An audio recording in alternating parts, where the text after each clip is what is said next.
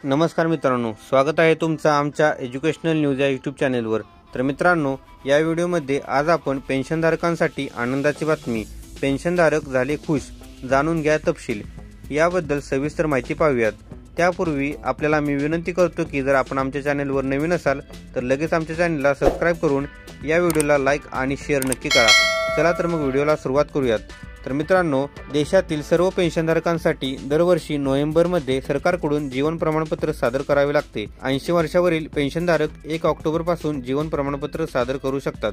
पेन्शनधारक जिवंत आहे की नाही याची खात्री करण्यासाठी दरवर्षी जीवन प्रमाणपत्र सादर करावे लागते। पण आज आम्ही तुम्हाला सांगणार आहोत की असे अनेक पेन्शनधारक आहेत जे वर्षभरात कधीही आपले जीवन प्रमाणपत्र सादर करू शकतात। EPFOच्या वतीने सांगण्यात आले आहे की EPS 95 अंतर्गत सर्व पेन्शनधारकांना दरवर्षी प्रमाणपत्र किंवा डिजिटल प्रमाणपत्र सादर करणे आवश्यक आहे।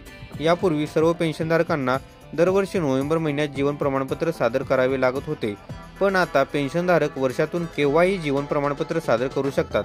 EPFOने ट्विट केले की आता EPS 95 पेन्शनधारक कधीही जीवन प्रमाणपत्र सादर करू शकतात, जे त्याच्या सबमिशनच्या तारखेपासून 1 वर्षासाठी वैध आहे।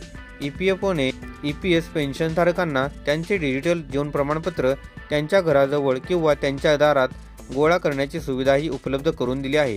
तुम्ही प्रमाणपत्र कोठे सबमिट करू शकता ते जाणून घ्या।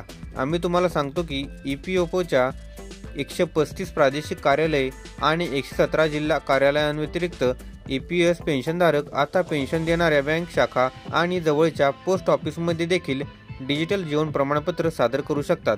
डिजिटल लाईफ प्रमाणपत्र सुमारे 3.5 लाख CSC केंद्रांमध्ये सादर केले जाऊ शकते। याशिवाय पेन्शनधारक उमंग ॲप देखील वापरू शकतात। याशिवाय इंडिया पोस्ट पेमेंट बँकेने पेन्शनधारकांसाठी घरोघरी डिजिटल जीवन प्रमाणपत्र सेवा सुरू केली आहे। EPS पेन्शनधारक आता नाममात्र रक्कम भरून घरोघरी DLC सेवेचा लाभ घेण्यासाठी ऑनलाईन ठेवी करू शकतात। यासोबतच पोस्टमन पेन्शनधारकांकडे जाऊन पेन्शनधारकांच्या घरी DLC बनवण्याची प्रक्रिया पूर्ण करेल।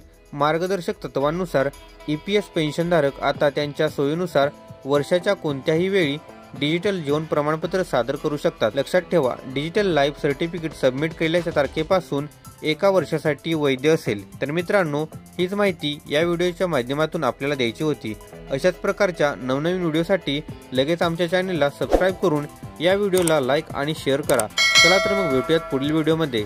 धन्यवाद। जय हिंद, जय महाराष्ट्र।